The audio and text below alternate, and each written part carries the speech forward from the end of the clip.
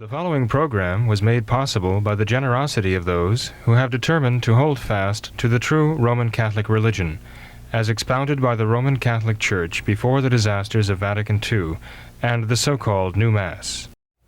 Hello and welcome to What Catholics Believe. I'm your host, Thomas Nagley, and with me tonight is Father William Jenkins. He's from the Society of St. Pius V.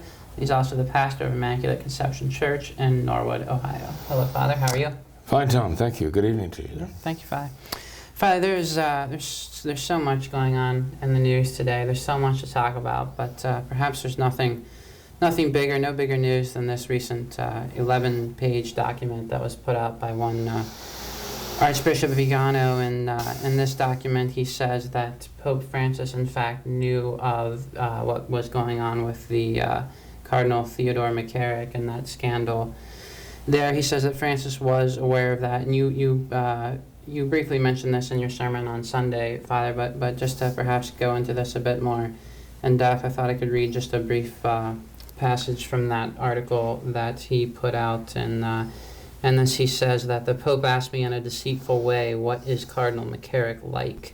And this Archbishop Vigano, his answer was, "Holy Father, I don't know if you know Cardinal McCarrick, but if you ask the Congregation for Bishops, there is a dossier this thick about him. He corrupted generations of seminarians and priests, and Pope Benedict ordered him to withdraw to a life of prayer and penance." He goes on to say, "The Pope did not make the slightest comment about those very grave words of mine, and did not show any expression of surprise on his face, as if he had already known the matter for some time, and he immediately changed the subject. But then what was the Pope's purpose in asking me that question, what is Cardinal McCarrick like? He clearly wanted to find out if I was an ally of McCarrick or not." So, Father, what is your reaction to this whole idea of Pope Francis, in fact, being aware of everything that Cardinal McCarrick was doing? He was aware of the sanctions that Pope Benedict had imposed on him, but even in the face of all of this, rather than keeping those sanctions in place or doing anything against Cardinal McCarrick, he not only just totally ignored that, but he promoted him to be one of his closest, one of his most trusted advisors. He totally covered up this scandal. This goes all the way to the very top of the church, and this implicates Pope Francis. What is your reaction to this, Father? Well, it is not surprise. Tom, I don't know any traditional Catholic who would have really been surprised by what Archbishop Carlo Maria Vigano said in his letter, because, well, hopefully traditional Catholics understand the nature of modernism, which is at the root of this whole problem. With John the 23rd taking control of the papacy in 1958, the modernists had enough power then to bring in their modernist false faith, their anti-faith, and to begin immediately to construct a religion to go with their modernist faith.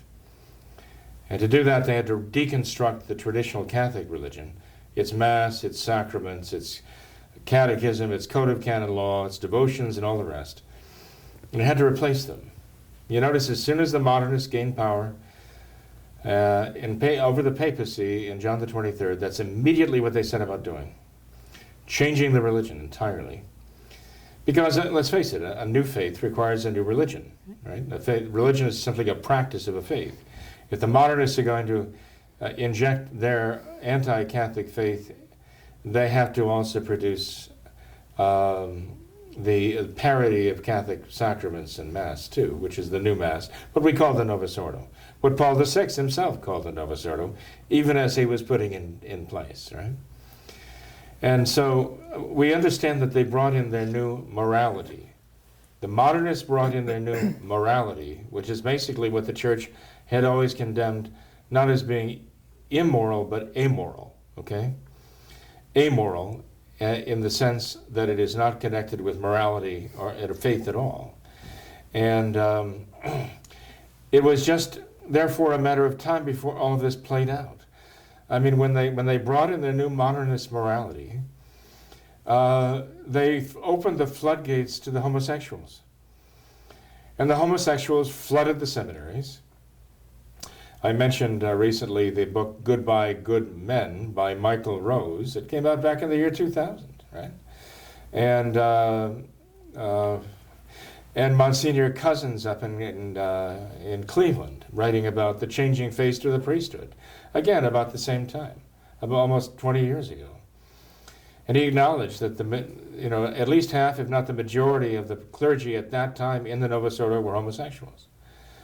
So what could we possibly expect? Rather than be surprised by what Archbishop Vigano said, we would have been surprised if it were not true. And the rot would have to go all the way up to Francis himself. Why? Because there are so many, and by the way, I mean, what he's saying is that they knew. I mean, they all knew. They all knew what was going on. The homosexuals had invaded the seminaries, promoted each other to right on through to positions of power in their Novus Ordo church. They got their seminarians through, drove out anybody who was not homosexual, essentially, or beat them or shamed them or bullied them into silence, right? Just so they could get through and be ordained a Novus Ordo priest, heaven forbid. And then once they became recognized as Novus Ordo clergy and Novus Ordo priests, they again were promoting each other to be the monsignors, to be the bishops, to be the cardinals. And finally, what have they got now, right? I'm afraid he's one of them. Absolutely every inch one of them. And that is why he's been covering for them. I mean, Archbishop Vigano did not actually go to say as far that he is one of the homosexual cabal in the church. But he is calling for Francis to step down. He insists that Francis, he says in his letter, has to be the first to step down.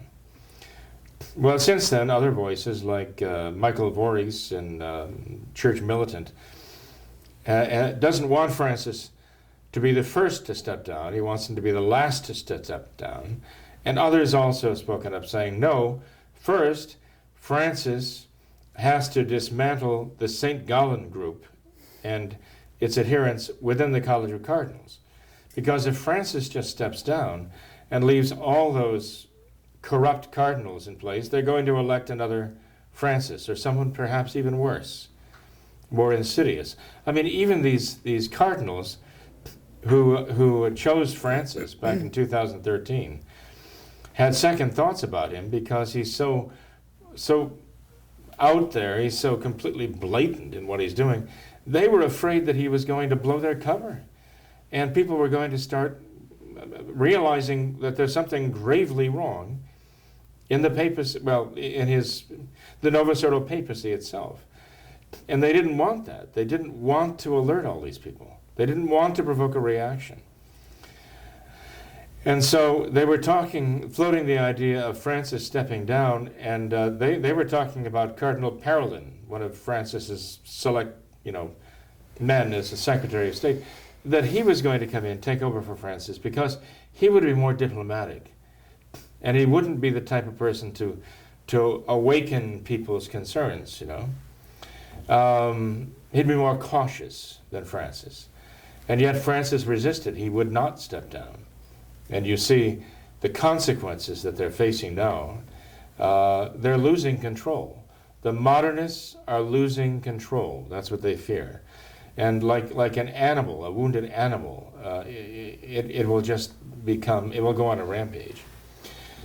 This is, for Francis to dismantle the St. Gallen group of conspirators that grew even out of the Pact of the Catacombs at the end of Vatican II, with all their radical progressivists who thought, how are we going to remake the church? We just get control. These are the people and their successors who have elected Francis now.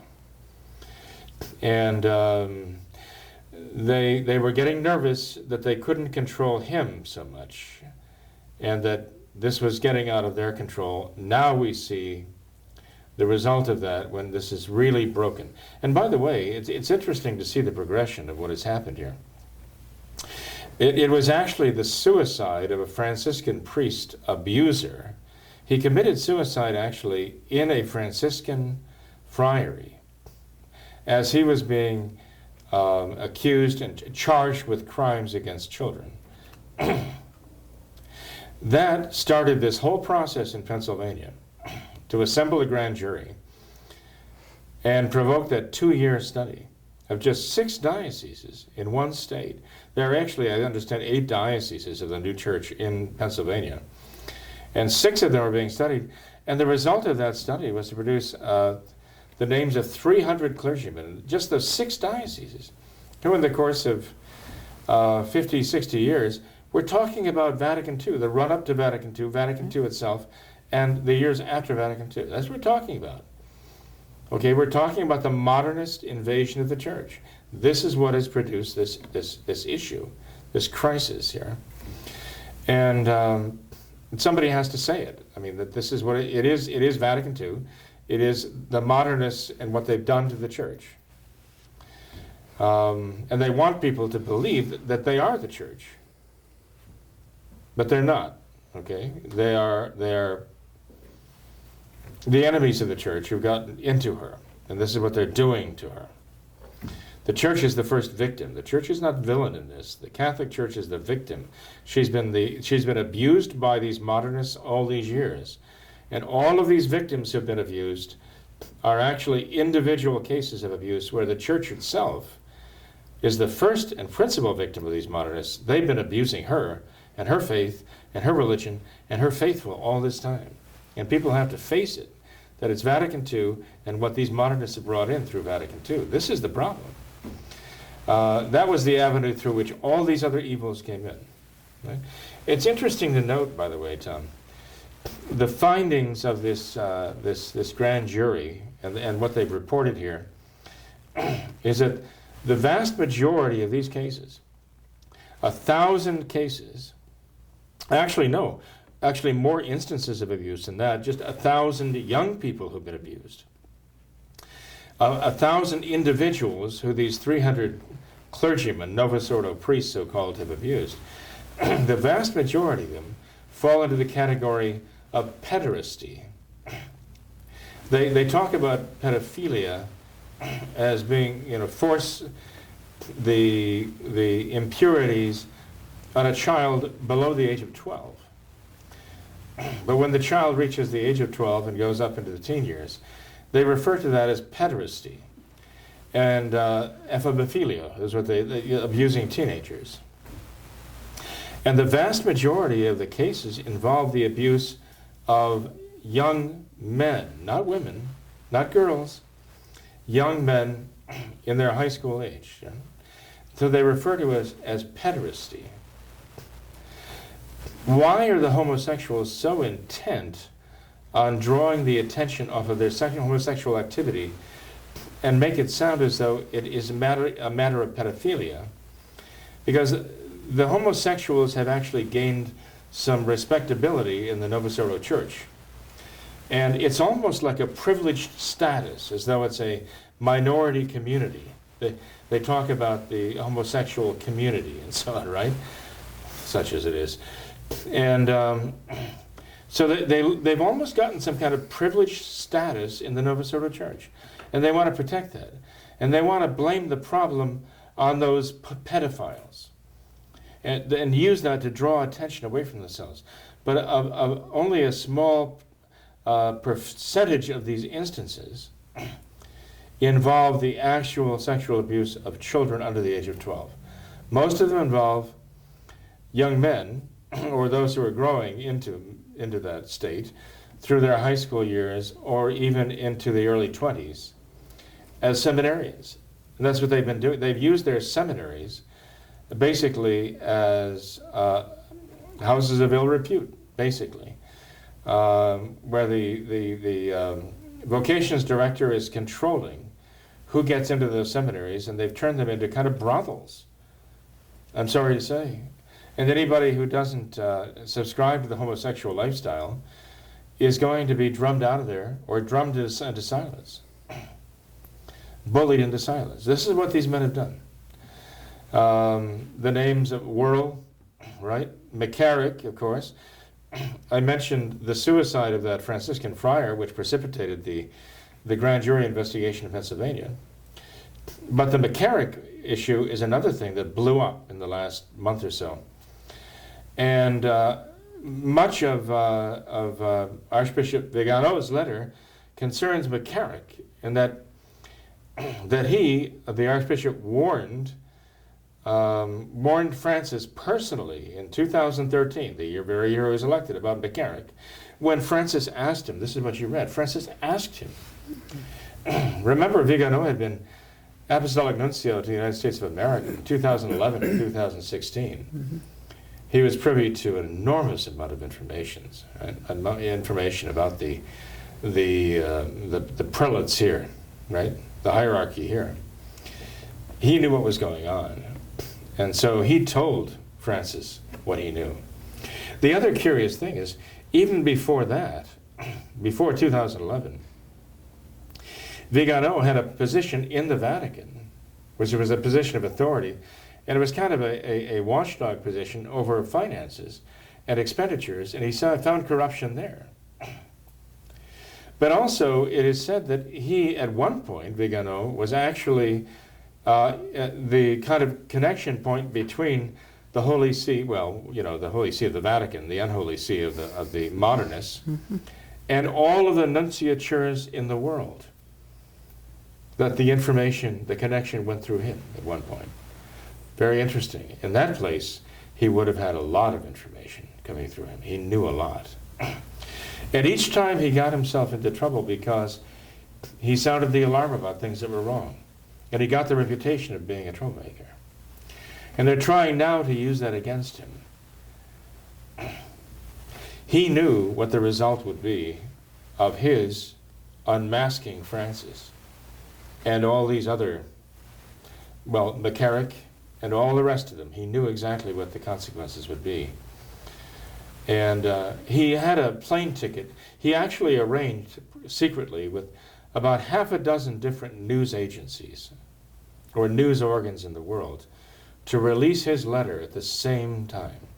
I think his letter was dated August 22nd, and August 26th is when he got them all to agree to confidentiality and to release his letter at the same time.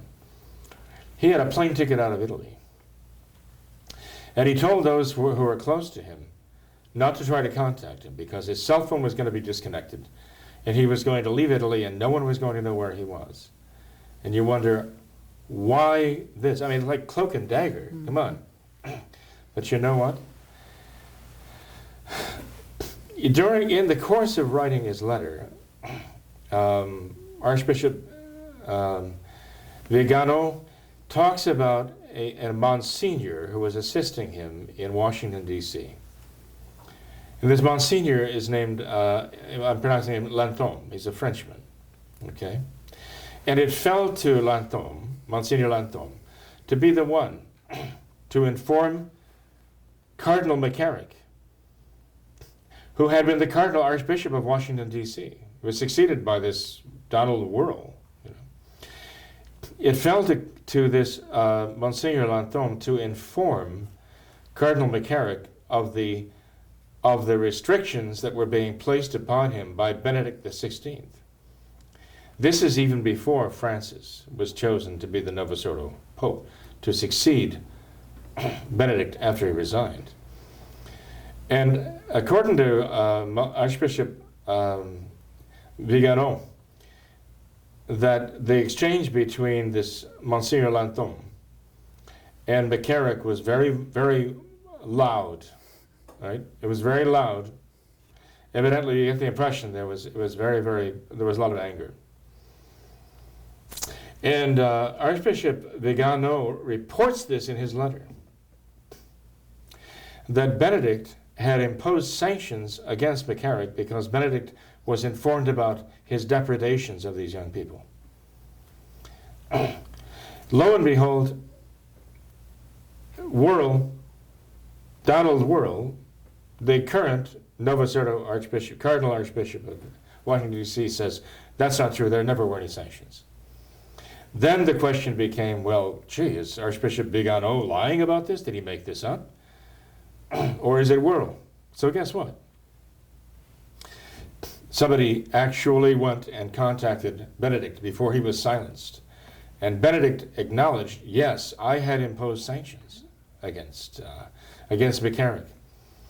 They also went and found Lantheaume, Msgr Lantheaume, in France, and asked him. And all he would say is this: Archbishop Vigano is telling the truth. That's all I'm going to say. He repeated it. Archbishop Vigano is telling the truth. That's all I'm going to say. And you wonder, why would he be so silent about it? But then one of those bloggers on the church, whom Monsignor Lantheaume had been in contact with, had visited actually, and had commissioned to release his letter, had this to say. Okay, and by the way, this is entitled "The Amazing Story of How Archbishop Vigano's Report Came to Be." It's under the name of a Steve Kozak. But actually, the blogger is a name I don't recognize, Aldo Maria Valli, V-A-L-L-I. But he's one of those contacted by Archbishop Vigano to publicize his letter. And this is what he writes. A former apostolic nuncio, widely respected for his professionalism and decency, forced to go into hiding at age 78 for simply telling the truth about his fellow apostolic successors. There is perhaps more wisdom in this than there appears to be at first glance. Vigano's colleague, Monsignor Jean-François Lantheaume, whose job it was to inform Cardinal McCarrick of the news that Pope Benedict XVI had levied sanctions against him because of his abuses, said earlier this week, after confirming the veracity of the Vigano report. Now, these are the words now that are being quoted of Monsignor Lantheaume. These may be the last lines I write. If I am found chopped up by a chainsaw and my body sunk in concrete, the police and the hacks will say that we have to consider the hypothesis of suicide. Exclamation point, exclamation point, exclamation point. Now this is what the Monsignor is saying, who is called upon to confirm what Vigano said, contrary to what Worrell is charging. Now since this, Worrell has just adopted silence. He will not say anymore. But Vigano was saying he's lying if he says he didn't know about all this stuff. If he didn't know about all this abuse going on, he's lying. So we shouldn't be surprised that Archbishop Vigano and this Monsignor Lantheaume, they know who they're dealing with. They're dealing with this homosexual cabal that has gotten in and basically taken the hierarchy, at least in this country, in the United States of America, taken it in kind of, I guess, you know, the expression, the velvet, the iron fist in the velvet glove. Well, maybe we should say that they are the velvet fist in the iron glove. Velvet because of their homosexuality, but they have an iron glove, and they're holding the Novus Ordo Church by the throat right now. And you know, people might say, "Oh, come on, this is over dramatic." I mean, Archbishop Vigano releases this letter accusing them, and then he has to go into hiding. What's he afraid of? Monsignor Lantheaume says these might be the last lines I'm writing because I might be found chopped up by a chainsaw. Oh, come on, that's over dramatic. 20 years ago, I mentioned this last program, I think. 20 years ago, Father Alfred Kuntz was murdered in his rectory. And the understanding is of those who knew him well that he was going to blow the whistle on this homosexual network in the Diocese of Madison, Wisconsin. And his death had everything to do with this. These people will stop at nothing.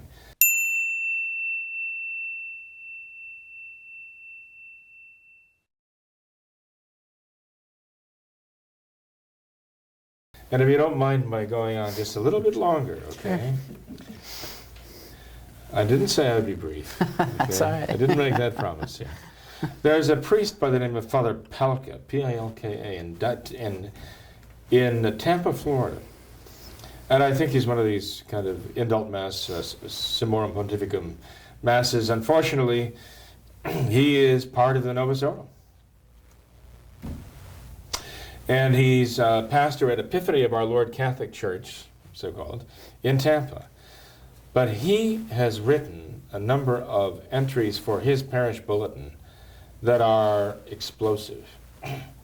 He's written about this, by the way, I think it's since this Pennsylvania report came out, but he began writing it even before Archbishop Vigano's letter appeared, okay?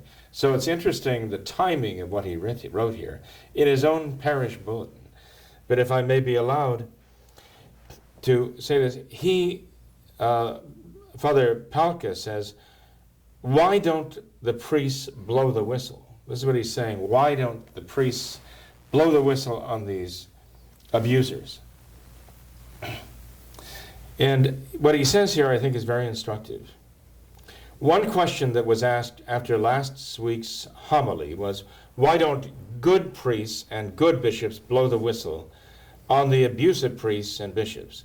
Many people still don't, I believe most priests still don't, understand just how evil the active homosexual or homosexual activist, and he then gives initials to refer to them. The active homosexual he refers to as capital AH, and then slash the homosexual activist he calls HA. So like aha, and that's how he refers to them from then on. How evil the active homosexual or the homosexual activist priests and bishops are, not understanding the extent of their depravity and wrongly thinking they are simply normal men who just struggle with their sexual desires and sometimes might fail to remain chaste, but are really truly repentant when it happens and strive to, quote, confess my sins, do penance, and amend my life, amen, end quote. They cannot possibly grasp the hellish depths to which the aha clergy will go to persecute, lambaste, punish, humiliate, and blackmail anyone who stands in their way or threatens their way of life. Let me be clear, this is Father Palka still speaking here. The aha priests and bishops treat their sexual mortal sin as if it is a good and a God-given good at that. If they even believe in God, something of which I am very doubtful, at least in the Catholic understanding of who God really is. Nay, more than a good, they are convinced that it is the good. They will go to repeat any length to force others to engage in it. That's their homosexuality. To accept it, or to, at the very least, ignore it and pretend that it doesn't exist, or that it is not harmful enough to mention, or try to eradicate. They do not struggle with their disordered sexual desires, as so many others do, but rather revel in them. With that as my premise, let me explain why few good priests and bishops will openly challenge their brother priests and bishops when it comes to this particular sin. Next week, perhaps, I will take it a step further and write about why even priests who have left the active ministry, mostly to get married, that they cannot and will not come forward with what they know and with what quite often drove them out of the ministry in the first place. He goes on to explain that the very application to the process of getting into the modern seminaries requires that young men reveal many intimate details about their private lives, and that what goes into that file will be used to blackmail them into silence.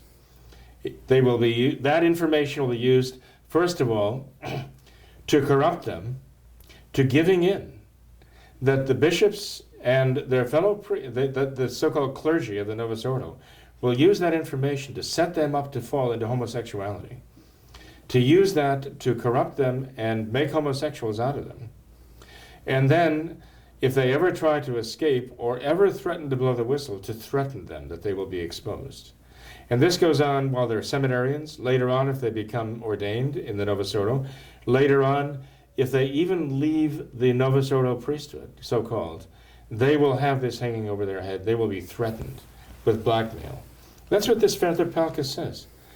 You have something here going on in a one little church in Tampa, Epiphany of Our Lord, by this one clergyman who really understands and is willing to say what's happening here.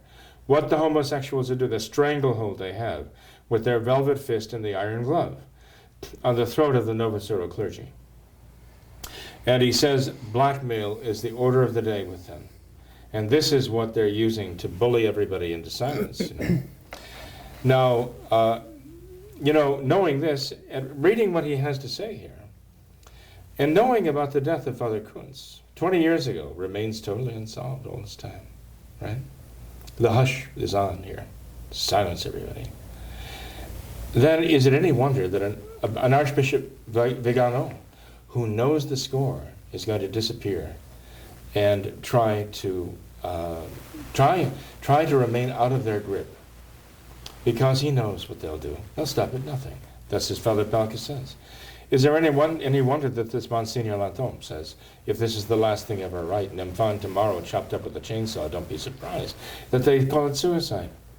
They know what they're dealing with. Tom, people sometimes express wonderment at what pro-abortion people will do. But I keep reminding them, they murder babies. I mean, what is there that they will not do? In order to protect their sexual lifestyle. They murder babies. They'll do anything.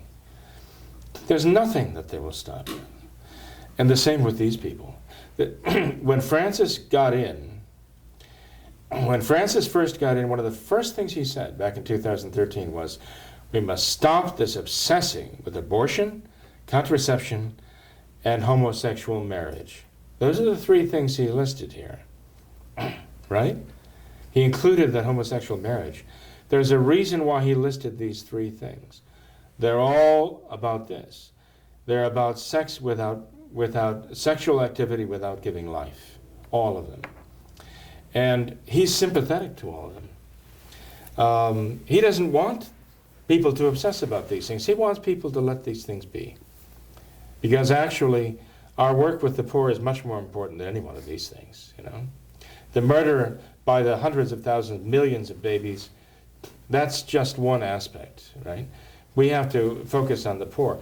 No wonder he's trying to draw the spotlight away from these things. Homosexual marriage being one of them. He's trying to draw, he told you right then and there, he's going to draw the spotlight away from the homosexuality. He doesn't want us obsessing about that, right? We've got to begin to let that go. After all, who am I to judge, right? That's what he wants us all thinking. So we should not be surprised by anything that Archbishop Vigano has to say about him. And it would surprise me to find out that he is not one of them, and he is not their supreme potentate. He's not their supreme pontiff overseeing all of this lechery and this depredation on the young and let's say, hopefully innocent. Because those are the ones they're looking for. They want to mark with the mark of their homosexuality. They want fresh meat, and that's what they go for. They find it in their seminaries. It's just absolutely horrible, and I just stress the fact, this is not the Catholic Church. This is the work of her most vicious enemies who've gotten into her in control through that door opened by modernism. And the only way we're going to deal with this is to shut that door against the modernists, to shove them out and to shut that door and lock that door against them. Even as Pope Pius X said we had to do back in 1907. He warned about this. He saw it all. He told us we cannot have there's no compromise with them. Well, if anybody still has any rose-colored glasses, he better throw them away. If anybody still is entertaining this crazy idea that you can compromise, there can be a compromise or an accommodation between Catholicism and modernism, this should show him that's absolutely impossible. The one is from heaven and the other is from hell. There is no possible compromise. We have to go back to the traditional faith. We have to reject this entire Novus Ordo construct. This is what it's all about. If you want to pretend that what's been going on in the seminaries and so on with the hierarchy of the Novus Ordo, if you want to pretend that that's some kind of an aberration that has nothing to do with modernism, then you are simply, you are in denial and you will not face reality.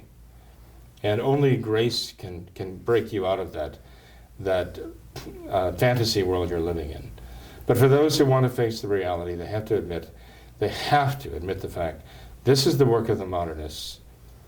We have to reject the work of the modernists and the new Mass, the new sacraments, the new catechism, the new code of canon law, the whole thing. We have to reject their whole religion that was written for their faith. And we have to go back to the traditional Catholic faith and practice the traditional Catholic religion. It's the only way. And you know, Father, all this that you're saying, it seems to show perfectly just how naive it is. All of these calls for Francis to resign in the wake of all of this, and you know, like you said, this is so much. It's so much bigger than Francis. This is Vatican II, like you said. There's this homosexual cabal that you keep talking about, and you know, this is what they do. Removing Francis, removing the head, that doesn't solve the problem at all. They'll just get another one. There's still the same. It's like the Hydra. It's exactly. like the Hydra, Tom. The head grows back again. But you see so many people now calling for Francis' resignation. Just today on Rush Limbaugh's radio show, I heard him say, you know, Francis is a liberal. You elected a liberal to run your institution, and this is what happens. well, true, but I mean, it's a bit more than that. There's not just Francis that's the liberal. It's this entire Novus Ordo hierarchy. It's the entire Novus Ordo church that is the liberal, and cutting off the head isn't going to do It's not as though Francis started it. No. He's the result. He's the product of it all. Right, and exactly. keeping that structure in place is just going to generate another one exactly like him. Yeah, I'm afraid you're right. Yeah. There are some who realize that, and they are depending on him now to get rid of them all, to dismantle this. Oh, no, please. I'm afraid that that Francis is going to step down, but they're going to settle on somebody. I mean, let's face it, because the Cardinal Burkes and all the rest, they're all scared to death of schism, right? Yeah. All the conservatives scared to death of schism, right? So I fear that they will come to the table and work out, they're going to negotiate a kind of settlement on some compromise figure. Maybe some young cardinal who doesn't have much of a track record, so you can't really, blame too much on him. Maybe he will be shrewd enough. Remember our Lord said, be shrewd as serpents, but guileless as doves. But the modernists are shrewd as serpents, but guileless as serpents, you know. And to settle on a figure who the conservatives can live with because maybe he's doctrinally orthodox.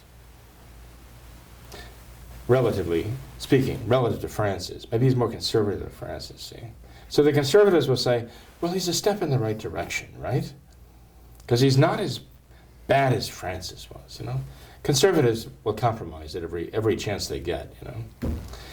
And to gain an inch, they'll give a mile. And the liberals will want somebody who's still radical, deep down. Maybe, as Francis was accused of recently, not even believing in God, not even having a belief in God. And they'll put this candidate forward to succeed Francis. And the conservatives can be quiet and say, well, we'll just keep an eye out. We'll watch this guy, you know. And the liberals will say, well, we'll watch, you know. We'll the jury's out. We'll see what he becomes. And he'll be slick as oil, you know. It's just really slick. They need somebody who's going to pull this back together. It's the only way they can reassert their control.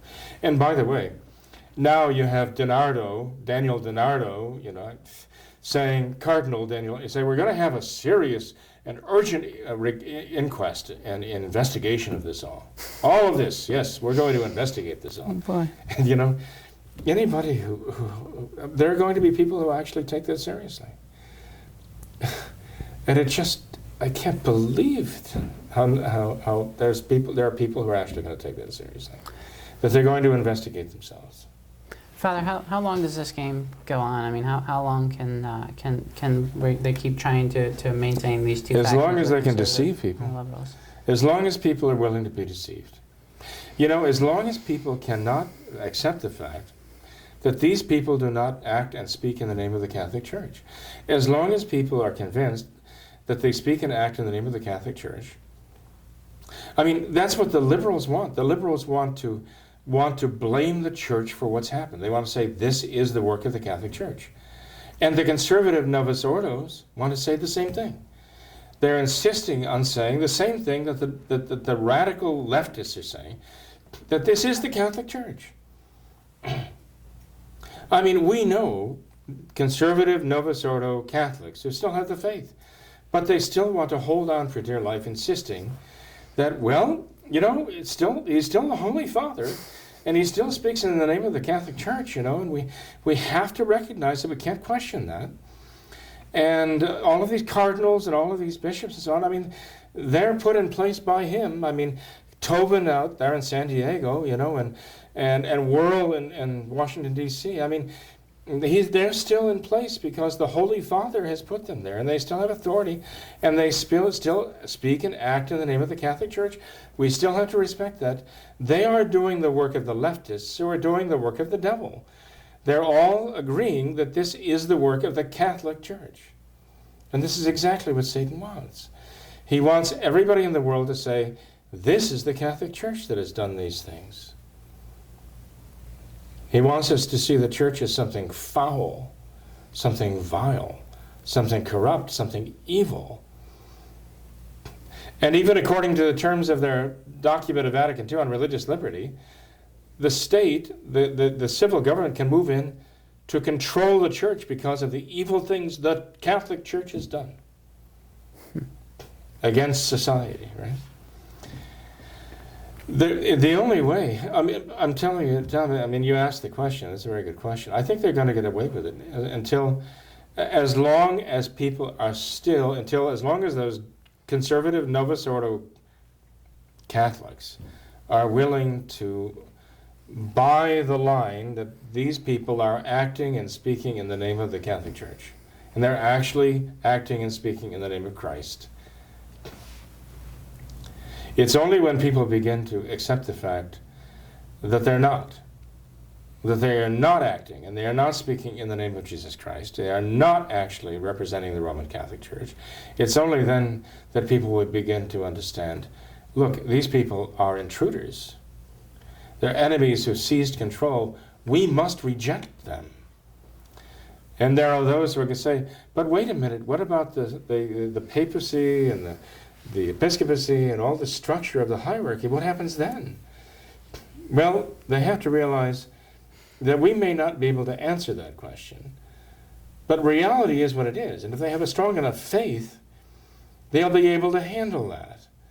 If they have a strong enough faith, they'll be able to handle the truth and realize, look, we can't go on pretending that these people represent the church and these people represent Christ. We can't go on because we are attacking the church in saying that.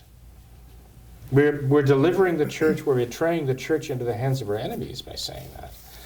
And so we don't have all the answers, it's true. There are puzzlements. We seem to be on the horns of a dilemma here, but we have to face reality. These people are not the Catholic Church. They don't represent the Catholic Church. They're not the Catholic hierarchy. They're the enemies of Christ. We have to accept that for a fact. And when people do face that, they'll realize we have to reject this Novus Ordo as the modernist construct of their own anti-faith. We have to go back to the traditional Catholic faith, entirely back, to practice the traditional Catholic religion again. Then the game will be up for them. Then they will no longer get away with doing what they're doing. You know, Father, you mentioned the document on religious liberty and how it says, you know, the state can come in and control the church because of the evil things that she's doing. Knowing that that's their goal, that's where they're coming from. Doesn't it seem that this abuse crisis and all of this going on in the church now, that this actually works towards that goal? Oh, yeah, absolutely. And you know, it's... this is to absolutely discredit in the eyes of mankind, the Catholic Church. Ultimately to discredit Christ. Right. That's what they're really trying to do. That's exactly what the modernists want, and that's exactly what they're getting. You know, there's so many who say, you know, this is blowing up, it's such a scandal, they don't know what they're going to do. Francis doesn't care about this. He even said, I'm not going to say a word about this. He doesn't, this is what he wants. You know, Tom, there's another thing. You're absolutely right about that. You know, that was creepy. When Francis, on that flight back from Dublin, where he condemned, he was outraged by the clergy abuse. Oh, come on. On that flight back from Dublin to Rome, he had the press corps there. I mean, the press was all interviewing him, and he just loves these sessions, right? Because he can just pontificate, and, by the way, he can magistrate. This is magisterium, right? That Francis was actually asked about this letter that had just come out. Right? One of those journalists there asked him about this. And Francis, you're right, said, I will not say one word about this. But this was really creepy to me. I don't know if anybody else took it this way, but this is the way I took it. Francis said to this journalist, you read the letter, you're journalists, you'll know how to understand it. It's almost like you'll know how to interpret it. It's almost like he's saying, you'll know what to do. Yeah.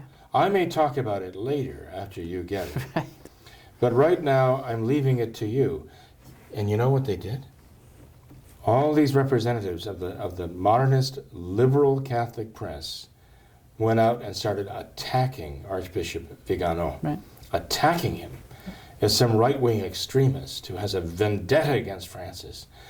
And this is the irony of ironies, they attacked Archbishop Vigano as having a kind of mania against the LGBT program. Oh my goodness. And the fact that they were now being accepted into the church, and Vigano would never allow that. And that's why he's done this. That's why he is accusing Francis. So it's like the argument becomes full circle then.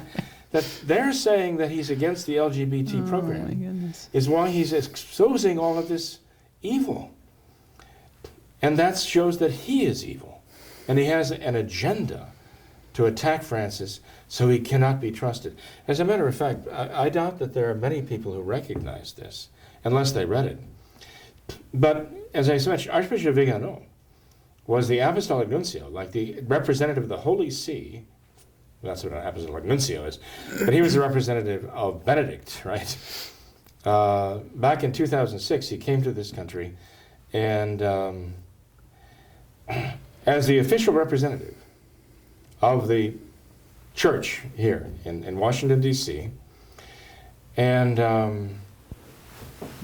during the last year or so of his tenure, he did something that Francis was very angry about, because there was in Kentucky a woman who was an official in one of the government agencies there. It was her job. She would have had to have signed off on the marriage licenses for homosexuals. By Kentucky law, she was required to sign off, and she wouldn't do it. Remember that? Mm-hmm. Her name was Kim Davis. Right? She wound up going to jail. She was jailed by a federal judge who was the son of James Bunning. Jim Bunning was known as a conservative congressman. I think he was congressman. And he was also a very well-known and accomplished baseball player. Well, it was his son, the son of Jim Bunning, who was this federal court judge, who jailed Kim Davis. In the process, this young Bunning, wasn't really that young at the time, but he said, look, I'm the federal judge here. In my courtroom, my law goes. Even over the law of God. He practically came out and said that. And so he jailed this woman. She courageously stood her ground, okay? About a week later, because of all the protests that were going on around the jail in that little town where she was sent, she was released. They worked out some kind of deal that they would allow her assistant to sign the documents because, of course, her assistant was terrorized by what happened to her. He was willing to sign the documents. That wasn't going to happen to him, okay?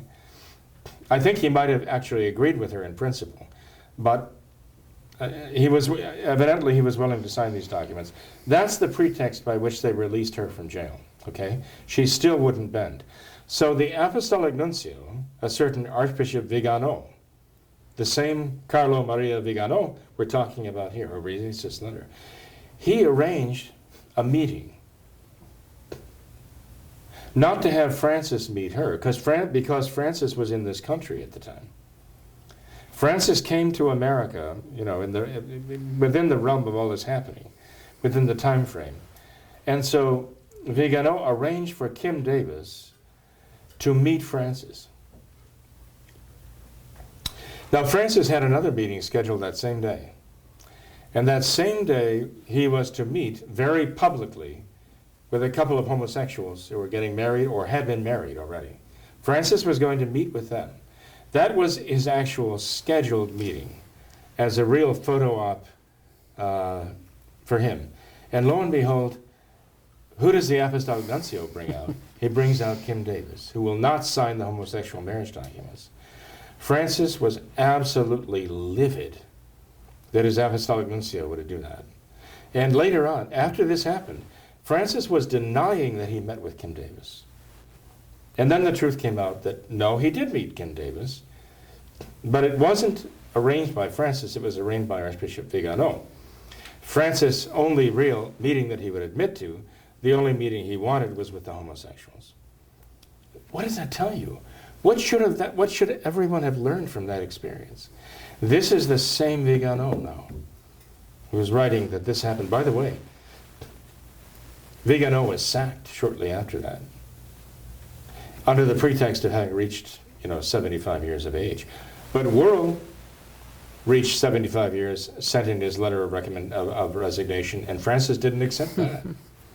No, Worrell's still there in Washington, D.C., still carrying on, still doing what he's been doing all this time, right? With a seminary of rancid with homosexual abuse, right? It's interesting to see Vigano here, because wherever they put him, he's been like a thorn in their side.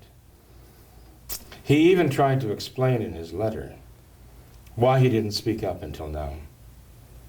I mean, I find it hard to imagine that really could suffice in his mind and his conscience as a good reason to have kept this under wraps all this time.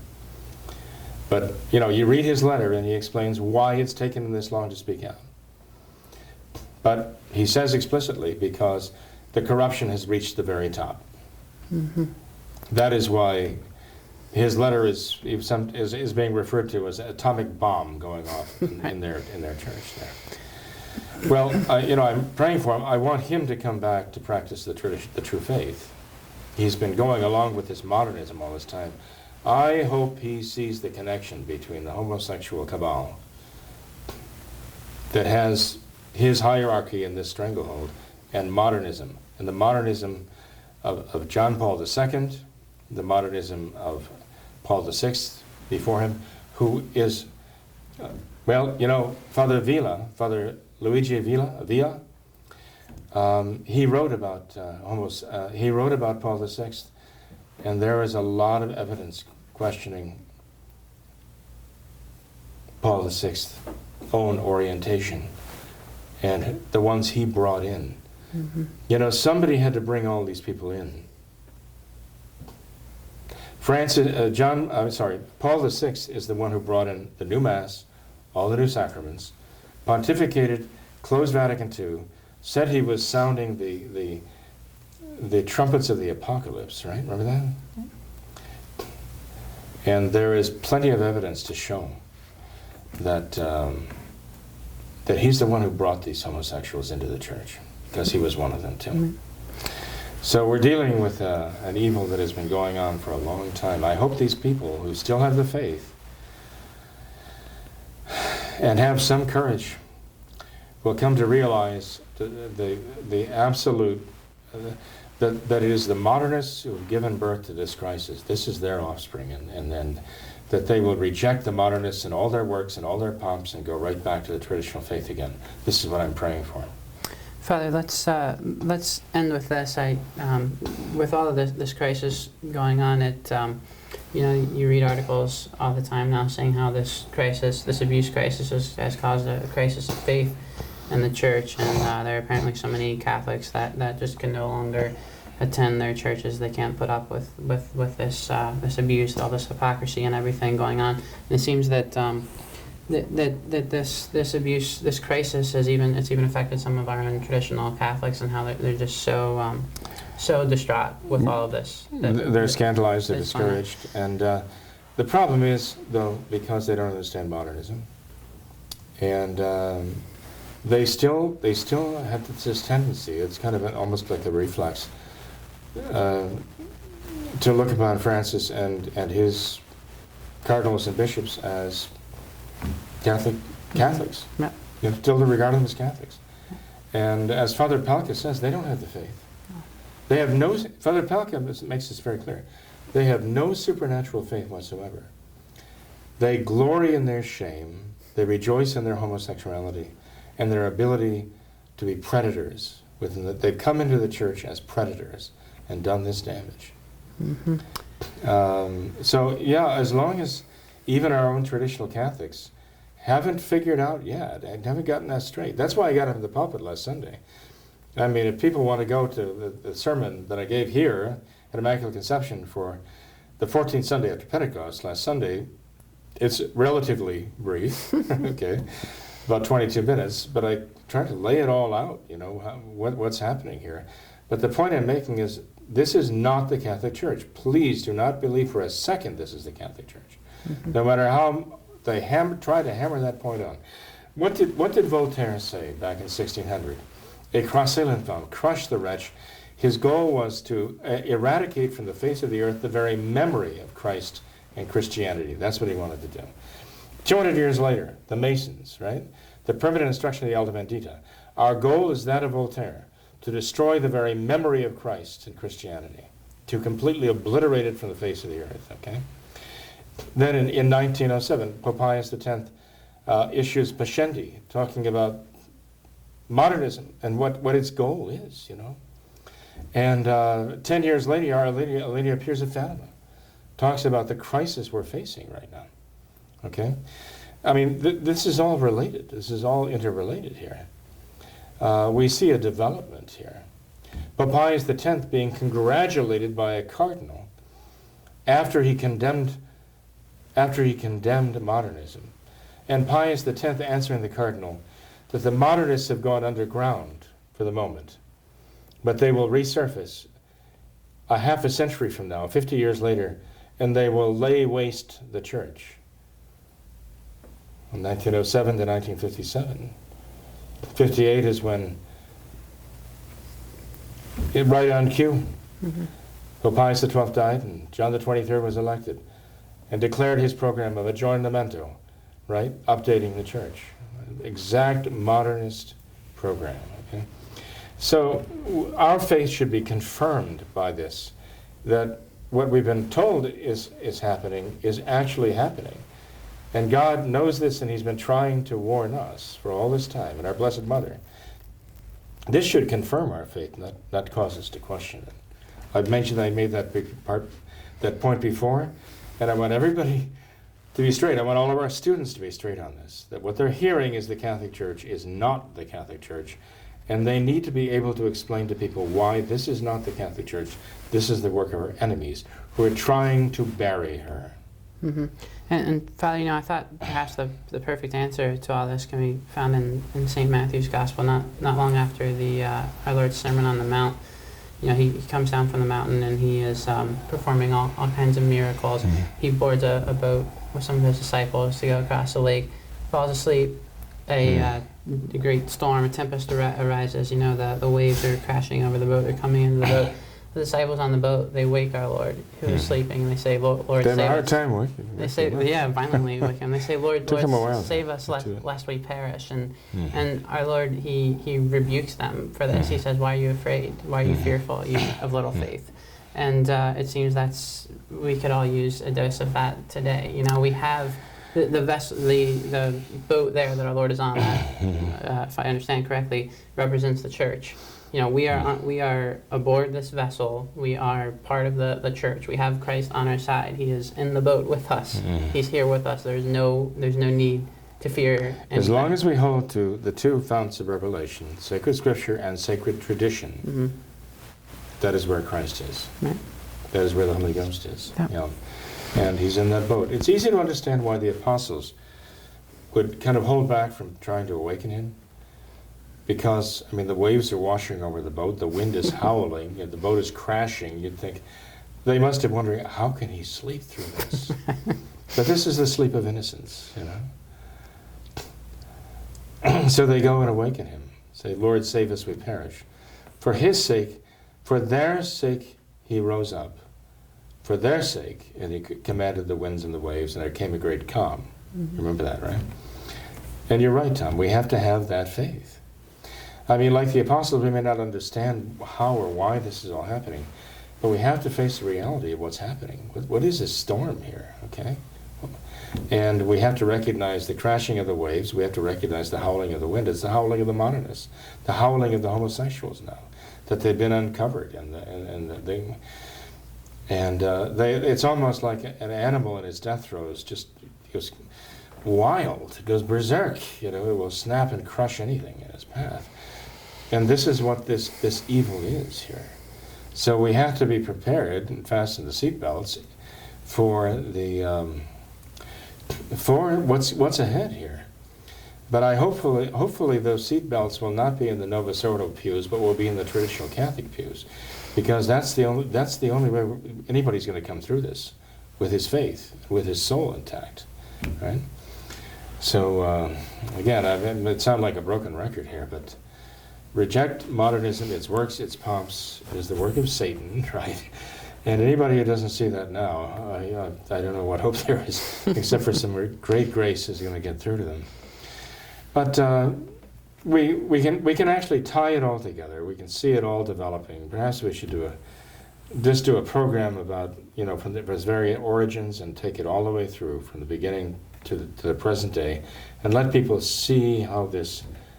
See the connection of how all this came to be.